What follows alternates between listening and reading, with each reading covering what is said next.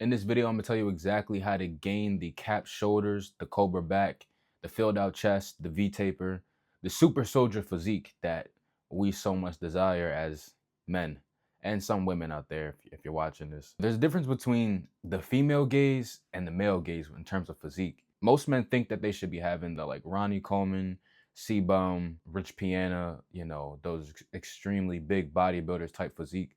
But in reality, the more aesthetic and the more natural looking and attractive physique is actually closer towards the leaner side, probably sub 13%, 12%, closer to 10% and single digits. First and foremost, let's talk about nutrition. Okay, so for nutrition, you're going to want to stick to your whole foods.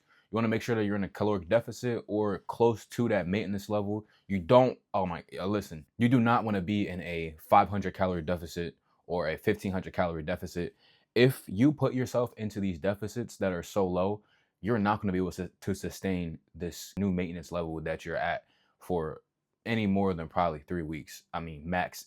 Living life, going to work, socializing, and trying to put on mass as well. It's not going to be sustainable being in a 500 calorie, 1,000 calorie deficit. So if you're doing that, if you're sticking to the salads and stuff and you're like, I'm trying to cut and stuff like that, stop doing that immediately and actually track your calories. See what your maintenance is for your average lifestyle. It's going to include your height, weight, and activity level. You're going to figure out your maintenance, what your maintenance calories, around what your maintenance calories should be. Now, you're going to have to experiment for about like a week or two to see if you are maintaining your physique at your new maintenance calories. This is also going to take some time. I mean, your dream physique is not going to happen like a dream does. It's not going to happen overnight. This is going to take weeks to months, maybe even years for it to really come into fruition. Even if you follow all these steps, don't get discouraged when you're not seeing the results that you want within 2 weeks, 3 weeks, 4 weeks, or even a couple months, so on and so forth. Because again, your dream physique is not going to be attainable within months to a year. It's going to take you a couple years to get your dream physique. Now, can you see progress? Yes, you can see plenty of progress within 2 weeks, 3 weeks, 1 month, 2 months, 3 months. And January 1st is coming up. There's going to be a lot of people that are going to want to change their physique and finally work towards their goals. You need to start today. Do not wait for January 1st to start achieving your goals. Don't wait for next Monday. Don't wait till after Thanksgiving. Start right now as you see this video. So, like I said, you're going to want to pay attention to your nutrition. This is going to be the most important thing. The reason why this is the most important thing is because your nutrition is going to be the foundation. This is going to be the structure. This is going to be the sculptor. You know how there's sculptors that build statues or construction workers that put the building together?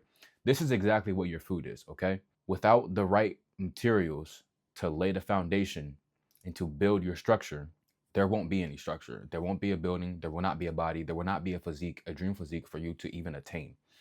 So your nutrition is extremely important. You need to know more about your nutrition than you actually do with your workouts. And this is why. If you're overtraining and you're not supplying yourself with the right nutrition, you will not be making any progress because your body does not have enough energy to sustain the energy that it's outputting. If you're undertraining and you're overeating, you're going to be in a situation where you're just simply overeating and you're undertraining, where your performance is not meeting your output of your eating style. So you want to find a balance between your nutrition and your workouts, but you need to learn more about nutrition, especially nowadays in today's society, because there's so much misinformation about nutrition that it's just insane. So you really want to lock into your nutrition. You want to do mad research on your nutrition and really get that locked down first. It's going to make your workouts be kind of second. I mean, your workouts are going to become secondary to your nutrition and to how you're going to build your physique. I had a guy tell me he went on a 1500 calorie deficit. I said, my boy, what are you doing in a 1500 calorie deficit? I was like, how long were you able to sustain that for? And he was like, oh, in a couple of weeks. I'm like, yeah, bro, I'd be cooked if I was in there for a couple of days. I mean, I've done 3-day fast before, but I can't imagine going on a 1500 calorie cut and that perceiving it as this is what I'm going to do for here on out. Like, no, that's insane almost.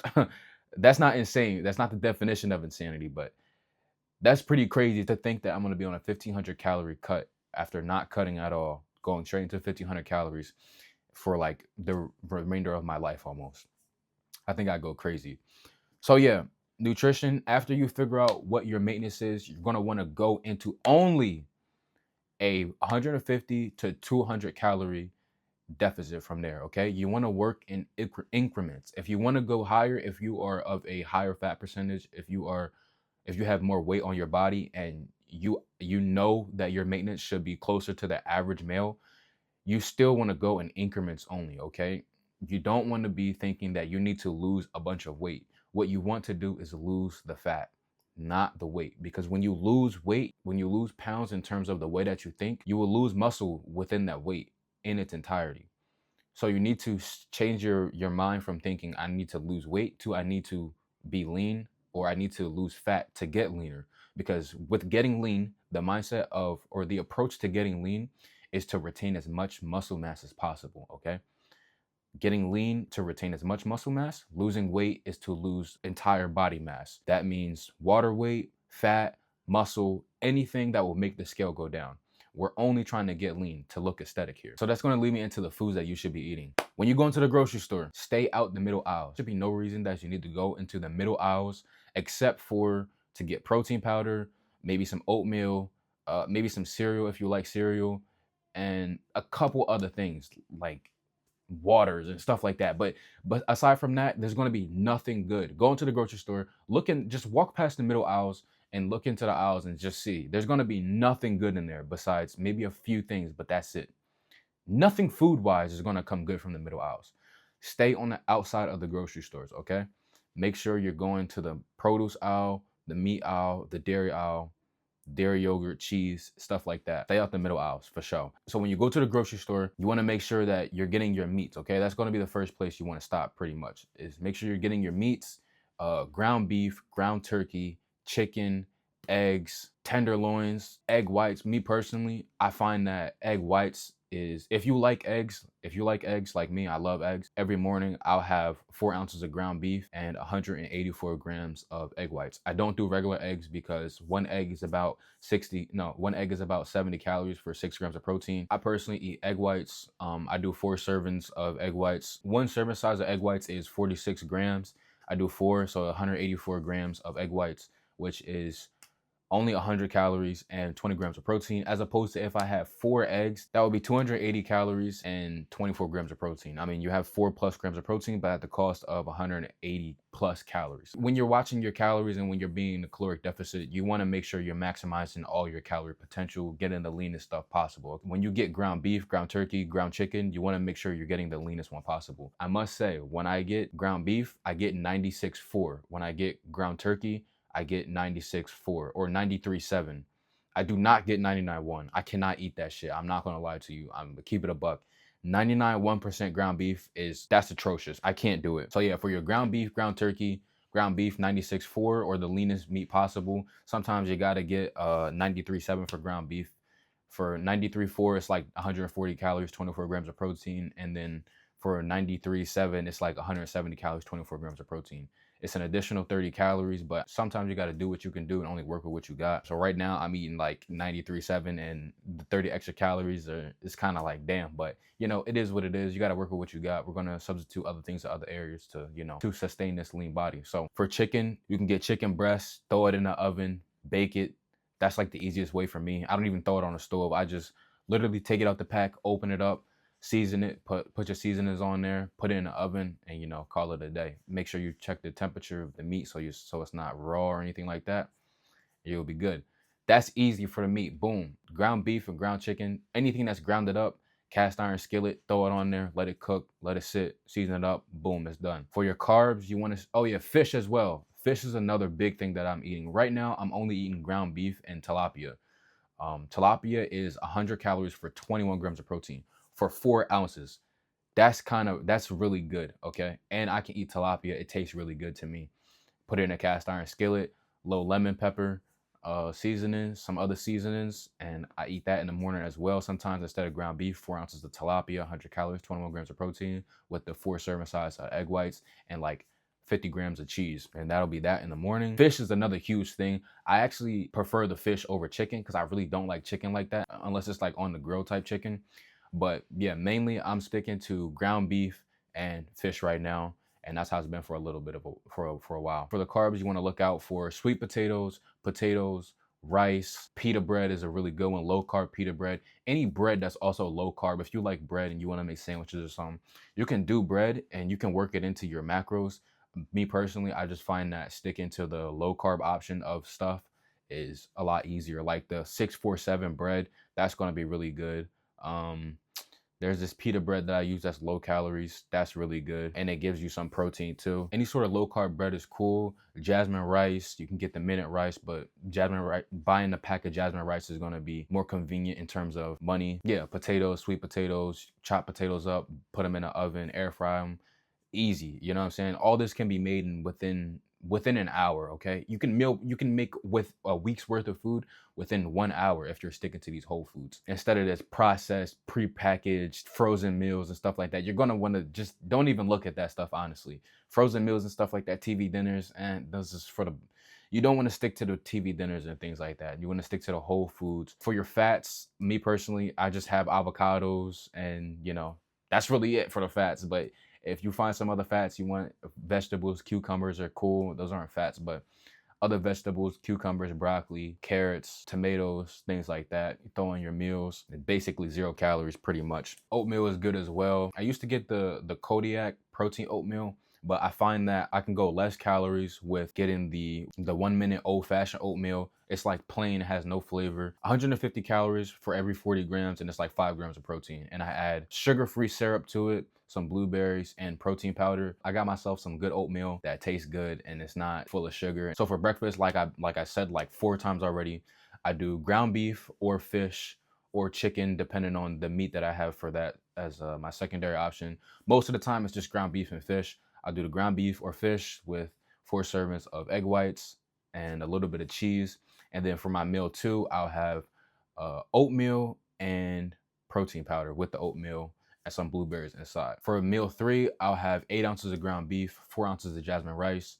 And for meal 4, I'll probably have like a protein bar.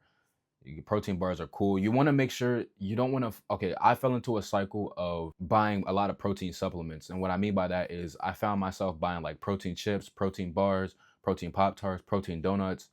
Anything that said protein that was a snack, I was buying. Right now, eventually I got out of that and I've been sticking to a hell of a lot more whole foods and just my diet is probably 95% whole foods, 3% sugar-free items, and then 2% of like, I don't know, some bad stuff but it's not bad because it's in moderation. 2% of it is not going to mean anything, especially to my physique.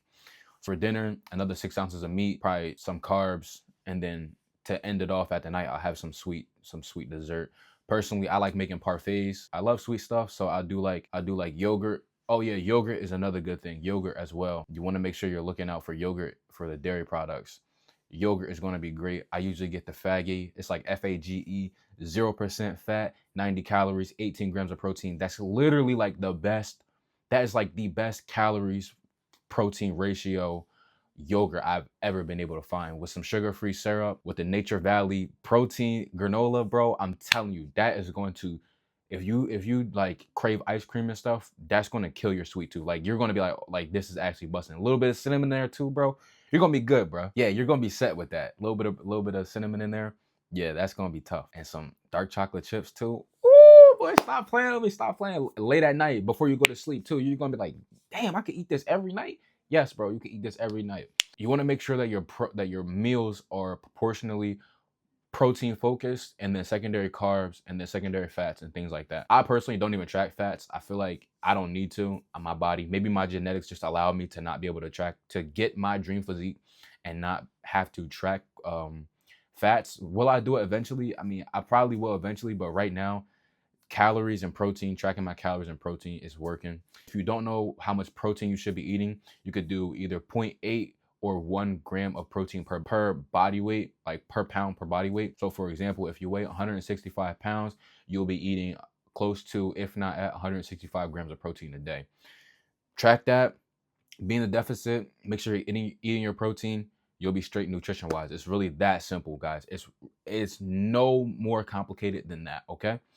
Now, when you go into a caloric deficit, you're going to notice that your body is going to see changes within the first 2 weeks. This is going to be water weight. This is not going to be you losing muscle or losing fat. Okay, this is simply going to be water weight. Now this is a good visual stimulant to be like, okay, what I'm doing is working in some sort of way. That's very good. You should be looking at it like that. But you're going to want to continue going. After a couple of weeks of you being in a caloric deficit, you're going to notice that your body's going to start to be looking flat. You're going to be feeling a lot smaller. But I promise you, you're going to have to trust the process and just stay in the caloric deficit. It will rebound. Like, your body will start utilizing all of the glycogen that it's going to be needing again, and utilizing the protein. It's already utilizing the protein, but since you're depriving yourself from that glycogen that your body used to have, it's going to look more flat, and then your body is going to hold all the glycogen immediately. Like, within like 2 months out, 2 months, your body is going to like resort back to holding the glycogen again, and you're going to see like your muscles they're going to pop, and they're going to have that like that full sensation look. This also is going to come from you carbon up and having refeed days. You want to incorporate refeed days while you're on your caloric deficit during the week, because if you don't refeed the body, if you don't make sure you're refueling your glycogen cells, your body's just going to continue to stay flat. So having a refeed day is 100% fine. You don't want to overdo your refeed day. And when I say refeed day, personally, I only have one refeed meal, or I only have a refeed time from like 5 p.m. to like 10 p.m. Or basically I'm already full throughout the day. I have my last meal. I track everything up. I still track that day. I still track that day through and through. For my refeed meal or my refeed time period, my time window, I can be disciplined enough and eat things in moderation to where I go over my caloric maintenance, but in terms of the week maintenance, it does nothing pretty much. So I'm still in the deficit week wise, but for that day, I might be in a caloric surplus. But again, it averages out and evens out, and it's going to be helping my body recover, regain strength, and build the muscle that it needs to get the aesthetic that I want. So with the nutrition part, next comes the workouts. This is what everyone mainly focuses on, but like I said, you need to focus on the nutrition. With the workouts, you're going to want to focus on compound lifts, mainly for chest, shoulders, triceps. You're going to stick to your bench. You're going to stick to dips. You're going to stick to push-ups. You don't have access to a gym. Dips, push-ups. There's plenty of ways that you can get compound lifts in, chest workouts, without having a gym. Now, I stick to hybrid calisthenics. I'm gonna put up a couple videos probably during this video of me doing some calisthenics. This is what I mainly do. My compound lifts are going to be different from your compound lifts, and my workouts are going to be extremely different from what most people's workouts are, because I train as a calisthenics hybrid. So for me personally, I do a lot of handstand push-ups, pike push-ups, wall handstand push-ups, ring dips, and then incline bench, lateral raises, rear delt raises, tricep extensions, things like that. Those are all exercises you can do as well. Most of them you need no weight for. Like I said, pike push-ups, you can start right there. Most people can't do pike push-ups because the weight is, imagine doing a military press with half your body weight, okay? That's already hard enough as it is. Now imagine doing a military press just as much as you weigh. That's even more impressive. Your potential for building your shoulders does not have to be with only a bar at the gym. You could do this at home, because mainly 70% of my workout is done using body weight and additional body weight added to it, or additional weight added to the body weight exercises. So don't think that just because you don't have a gym that you can't get in this work, okay? And you can't get the physique that you deserve. For pull day, pull-ups. I would recommend lat pull downs too, but I would heavily advise pull-ups over lat pull downs. If you're a bigger guy, it's just gonna feel better doing a pull-up, being capable of doing multiple sets and reps of pull-ups than being able to do lat pull downs. They're cool, but I'm trying to tell you guys, you can get an aesthetic body with doing body weight as well. Now, if you don't want to train body weight, I got you. That's all right. Lat pull downs, barbell rows, cable rows, and curls. This is really simple. You don't need to be in the gym doing all these complicated cable machine workouts or anything like that. I keep it simple. I live a simple life. Let's continue the notion of just keeping things simple in the gym, because this stuff is not complicated, especially if you're a beginner and you're just learning how to work out. Bro, the abundance of information is what's killing you from applying what you need to learn to actually obtain the physical image that you dream of, okay? For leg day, leg day is pretty easy, bro. Squats, leg extensions, hamstring curls, RDLs, like I said, stick to the basics. The basics are going to get you so far. All we're doing is adding weight to them. It's the same thing in calisthenics. You start with the push-up, you start with the frog stand, You start with the pike push-ups, then you start hitting the pseudo planche push-ups, you start doing the handstand calisthenics, you know, you start doing the dips, you start adding weight. Everything is just a variation of another thing that's scaled to another degree, okay? So keep that in mind when it comes to progressing and learning how to just do better in life in general, all right? I know I said nutrition was more important, but your sleep is by far even more important than your nutrition. Sleep, nutrition, workouts. That's how you need to structure this. That's how you need to think of this. Sleep, nutrition, workouts. Sleep, nutrition, workouts, okay? If you do not get the proper amount of sleep, you won't even be mentally stable or have the foundation to be able to set these rules, to think clear, to think rational, to think logical, to lower your ghrelin levels, to lower your cortisol levels, to lower your stress, to be functional and perform the way that you want to perform without having the proper amount of sleep. I don't know who started this notion that getting no sleep was supposed to be good for you or something like that, but that is complete BS. You want to make sure you're getting at least 8 to 10 hours of sleep every single night. 8 to 10 hours every single night. Now, I know life happens and things like that. Sometimes you get 6, 7, shit like that. But you want to make sure you're prioritizing your sleep over everything. When you go to sleep at night, that's going to set up the next day.